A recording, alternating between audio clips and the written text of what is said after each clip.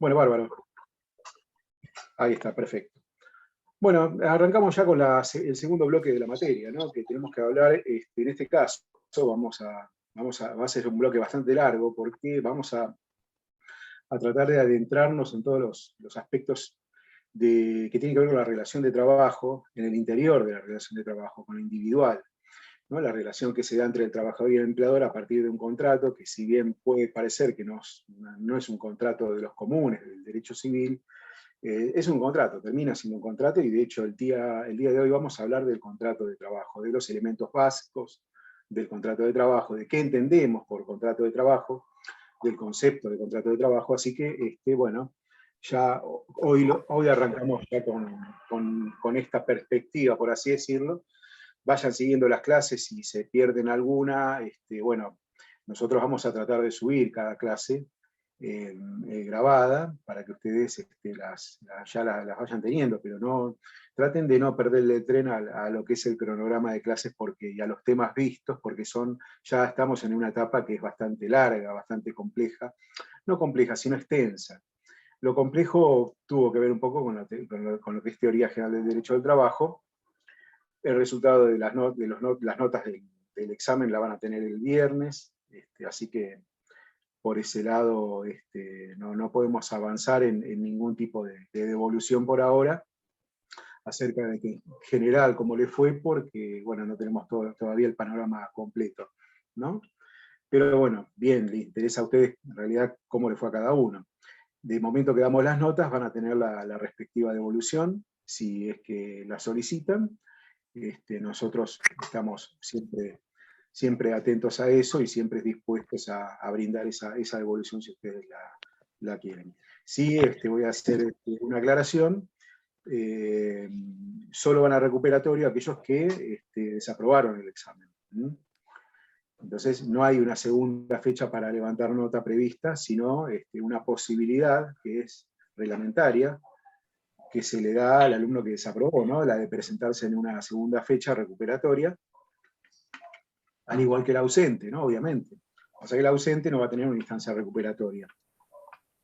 Pero bueno, en el orden administrativo, cualquier duda que tengan, lo consultan, no hay ningún problema. Profesor, Igual estamos atentos a las que puedan plantear. Con respecto a lo que subió al campus, eso hay trabajos prácticos, ¿no? Eso es para ir con la clase, ¿no? Claro, bueno, a medida que ustedes vean el cronograma de clases, hay de acá hasta el próximo examen, hay 2 o 3 clases prácticas. Y ya ahí tienen en la sección documentos, tienen en qué consiste esa clase práctica, que se va a dar también de forma online, como hacemos ahora, con la participación de todos ustedes en la resolución de determinados casos o determinados problemas. Ya llegado el momento les vamos a avisar, ¿no? En qué consisten estas clases prácticas. Me voy a compartir. Sí, perdón, acá Mariano pregunta, dice que si yo no fui al examen, no tengo instancia de recuperatorio, no, eso. Claro. Mariano. Si no fui al examen, no tengo instancia de recuperatorio, claro, obviamente, porque el examen fue en la fecha que se fijó. Si usted tiene derecho a no presentarse en esa fecha, pero se puede presentar en la segunda. Obviamente que en la segunda usted no tiene una instancia recuperatoria. No hay 2 llamados a examen, hay un solo llamado a examen. ¿Sí? Sí, lo que hay es una instancia recuperatoria, a la que asisten también aquel que no se presentó en el examen en la primera fecha. No sé si quedó clara la consulta. No me quedó claro, doctor. A ver cómo... Yo no me presenté al examen, no me presenté al examen. ¿Tengo recuperatorio el 10? ¿Cómo? Yo no me presenté al examen. ¿Tengo posibilidad de recuperar el 10? ¿El 10? ¿De qué 10 se está hablando? No, y porque si las notas usted la entrega el viernes, el 10 sería el recuperatorio. La fecha de recuperatorio no la fijé todavía, son 5 días a partir de la fecha que yo doy la nota, para tomar la instancia recuperatoria, y la instancia recuperatoria es justamente recuperatoria. Entonces la fecha de examen era una sola y fue una sola, la fecha del examen pasado. Si usted no se presentó a esa fecha, puede presentarse en la segunda, pero no tiene la posibilidad de recuperar el examen si le va mal. Ah, no, sí, eso por supuesto, sí, eso. Bueno, cualquier duda, ustedes tienen a disposición, ahora que tenemos todo por estas plataformas, en el sitio de la facultad se encuentra el reglamento de cursos. ¿Bien? Ustedes ya están en tercer año de la facultad. Yo creo que todas las materias del CPC seguimos el mismo reglamento. Esta materia en concreto sigue concretamente el reglamento, ¿no? Cumple con todo lo dispuesto en el reglamento. Así que no estamos hablando de algo fuera de lugar. No hay un final obligatorio, como sucede en otras materias. Bueno, hay un reglamento general de cursos que nosotros respetamos. Así como nosotros los respetamos, también ustedes tienen que ajustarse a ese reglamento general de cursos. No hay una instancia recuperatoria para aquel que se presenta en el recuperatorio, porque el recuperatorio es justamente la fecha destinada para aquellos que se ausentaron o desaprobaron el primer examen. ¿Sí? Bueno, ya despejada la duda, creo, si no cualquier cosa, siguen preguntando, no hay ningún problema, vamos a pasar a la clase de hoy. Un segundito que vamos a compartir la pantalla. En este caso estamos con este tema. No sé si me escuchan bien. Ay, sí, se ve perfecto. Está bien el tema del audio, ¿no? Sí. Perfecto. Bueno, vamos a hablar bien. Vamos a hablar del contrato de trabajo. Si bien esta idea del contrato de trabajo fue un poco relativizada en el primer bloque de esta materia, cuando comentamos acerca de esta postura de muchos juristas acerca de la inexistencia de un contrato como tal, ¿no? Esta cuestión de que en realidad lo que importa o lo que es relevante es la incorporación de la persona del trabajador en la empresa, ¿no? Ese es el momento distintivo en la relación laboral, la incorporación de la personalidad misma del trabajador a un organismo económico, ¿no?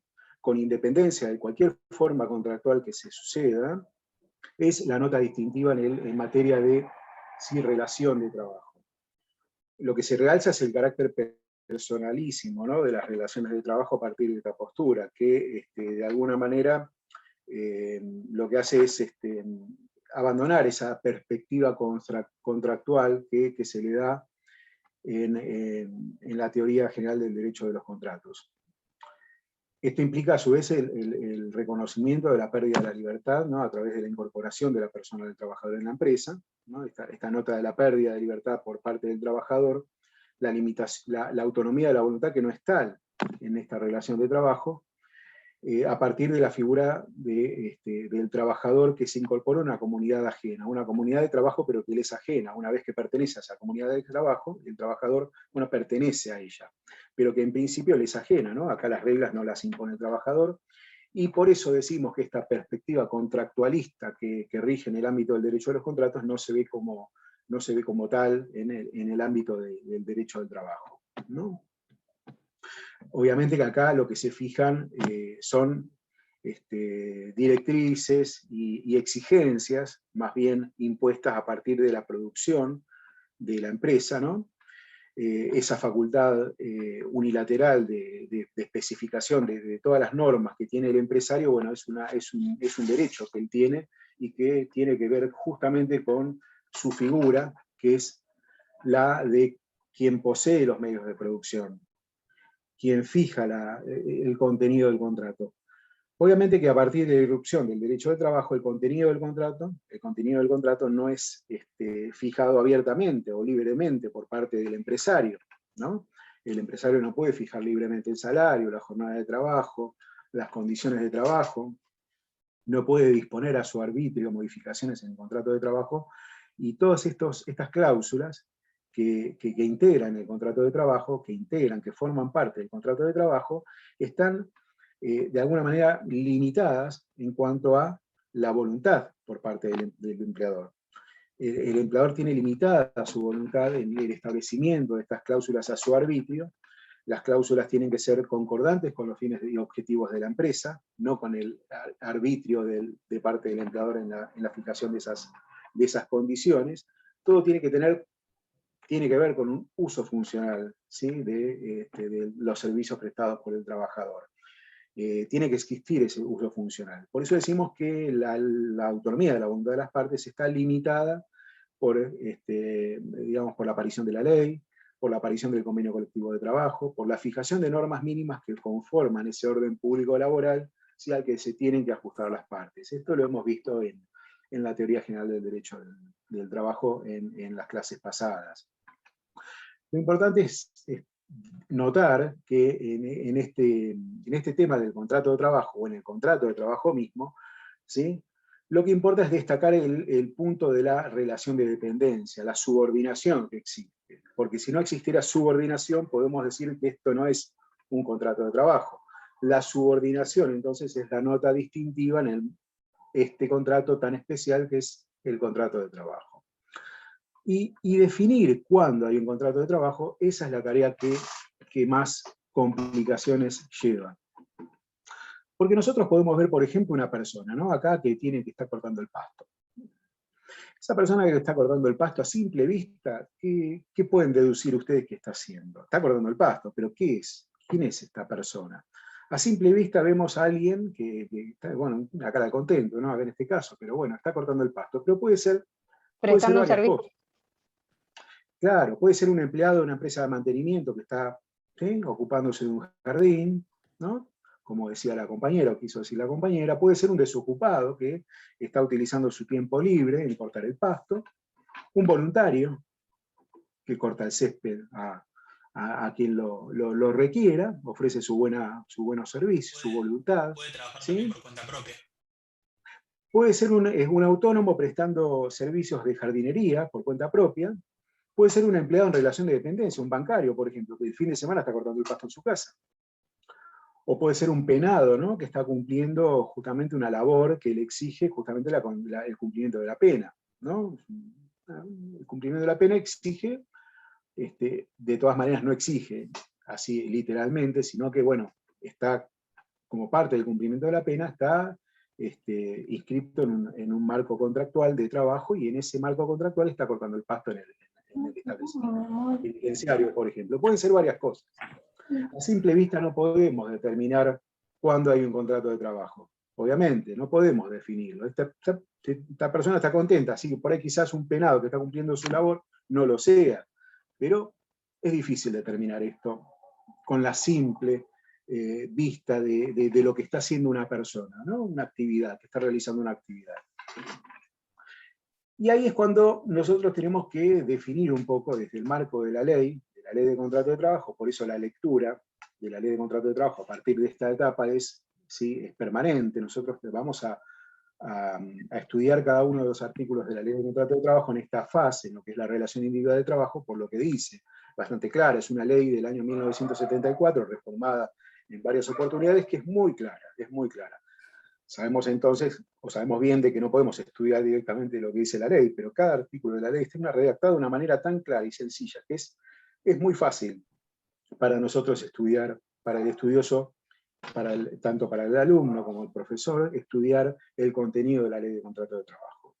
Y la ley de contrato de trabajo elabora algunos conceptos, comenzando con este que nos convoca hoy, ¿no?, el del contrato de trabajo. En el artículo 21 define legalmente lo que es el contrato de trabajo, ¿no? El artículo 21 contiene la definición legal del contrato de trabajo, ¿no? Una definición que es concordante con la misma que da la ley de contrato de trabajo respecto del trabajador, ¿no? Artículo 25. Artículo 25, se considera trabajador a los fines de esta ley a la persona física que se obliga a prestar servicios en las condiciones previstas por los artículos 21, que es el que estamos leyendo, ¿sí?, y 22 de esta ley, cualesquiera que sean las modalidades de la prestación. Ahí está definiendo la figura del trabajador, que es concordante con la figura del artículo, con la definición o el concepto del contrato de trabajo que surge del artículo 21. Artículo 26 también es concordante con la definición de empleador, ¿no?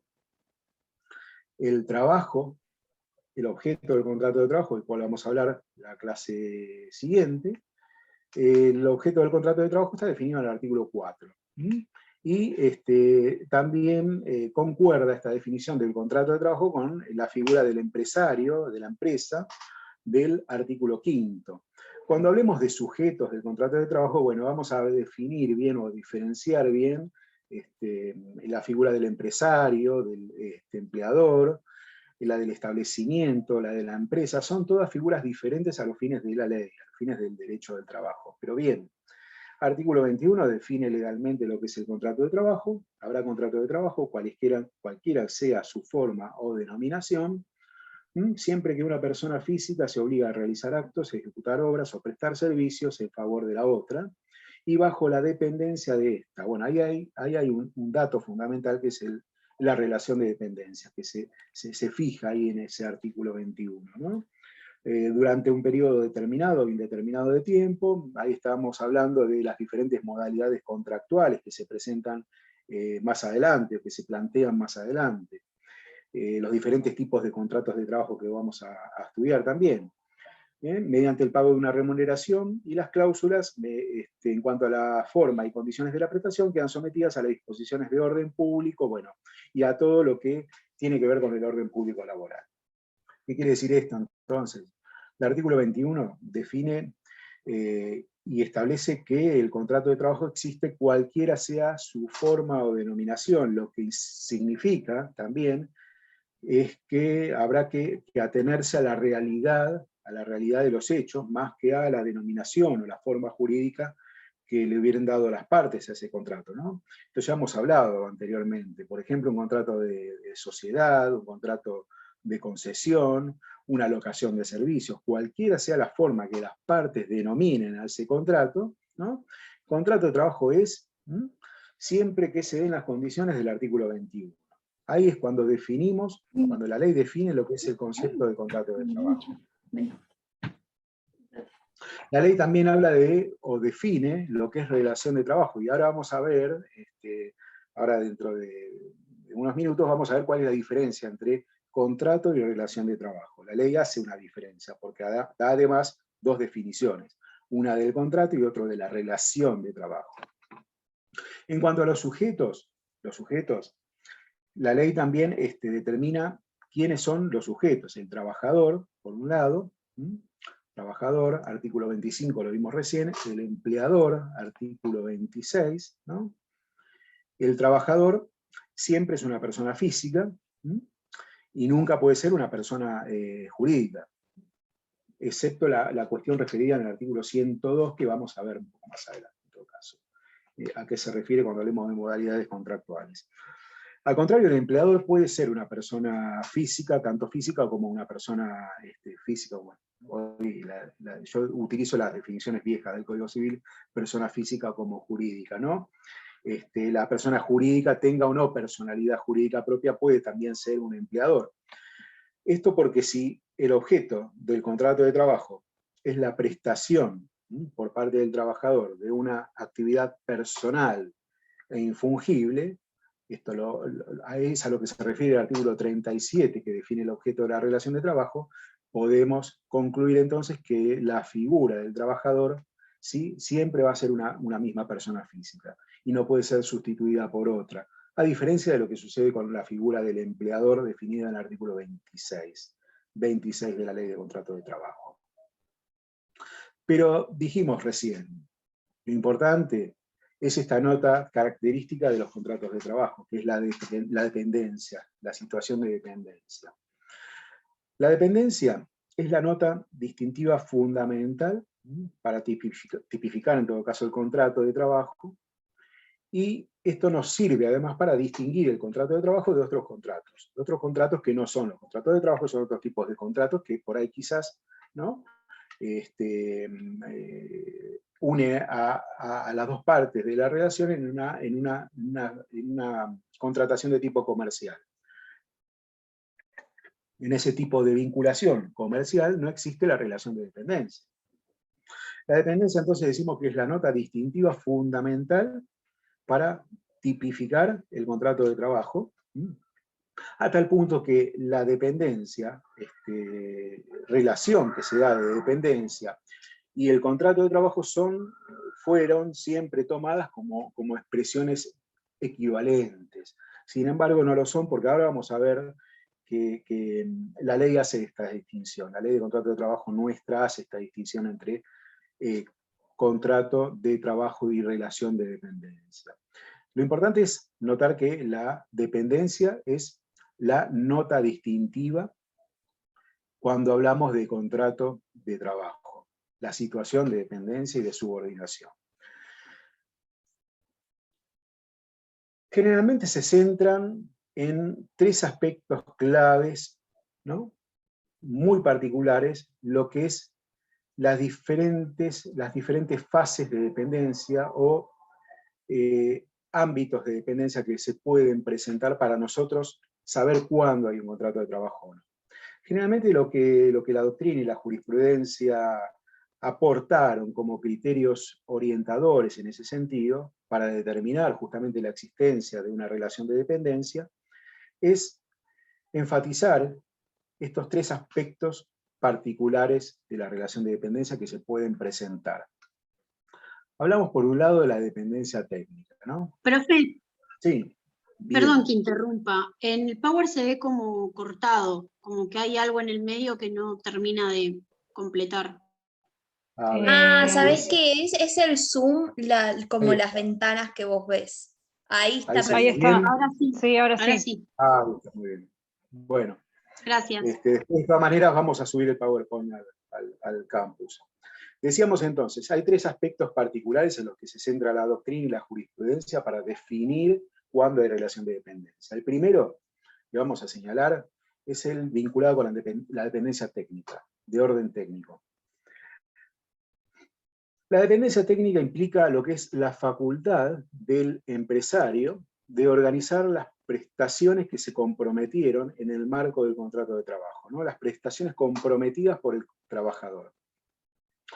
Es la facultad del empresario de dar indicaciones, de dar órdenes acerca del modo en que se tienen que hacer las tareas, de la forma en que se tienen que realizar las tareas.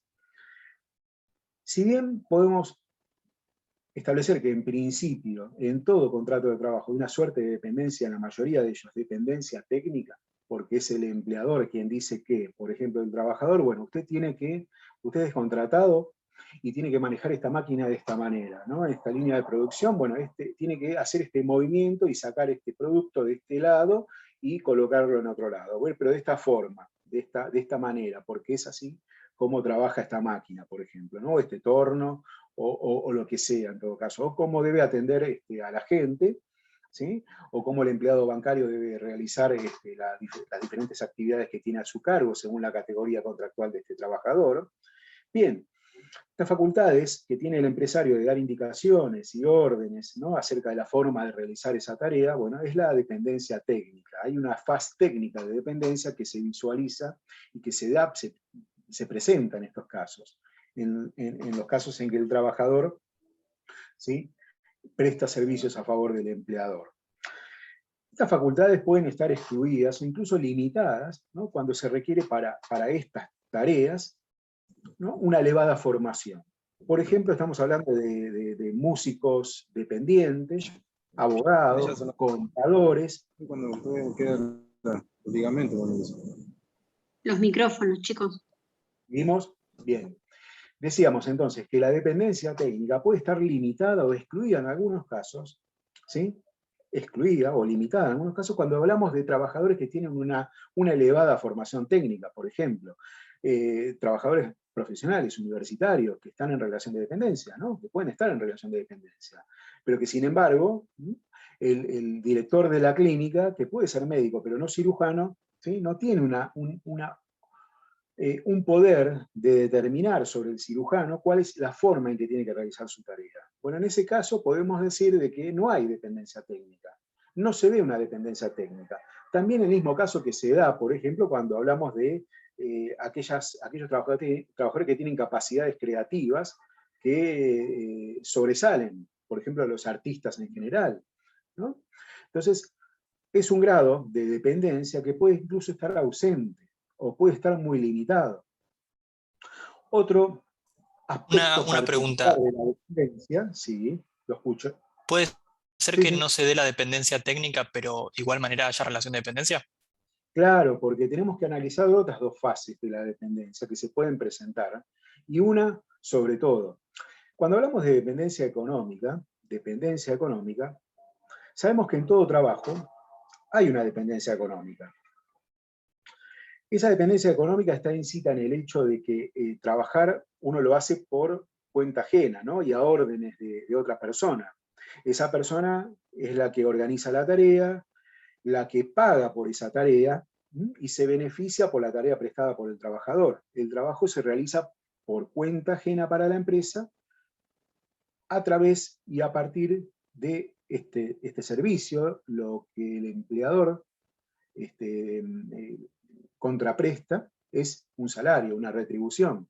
Se trabaja entonces a riesgo de otro, esto es lo que quiere decir dependencia económica. El trabajo se realiza por cuenta ajena para la empresa, por un salario, y es un trabajo que se realiza en todo caso por cuenta, justamente por cuenta de otro.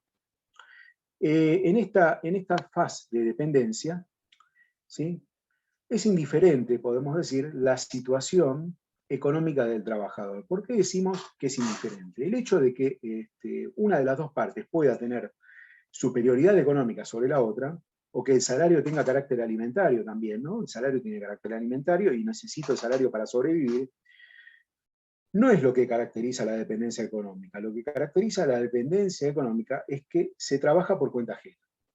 Se trabaja por cuenta ajena y a riesgo de otro, cualquiera que sea la condición económica del trabajador.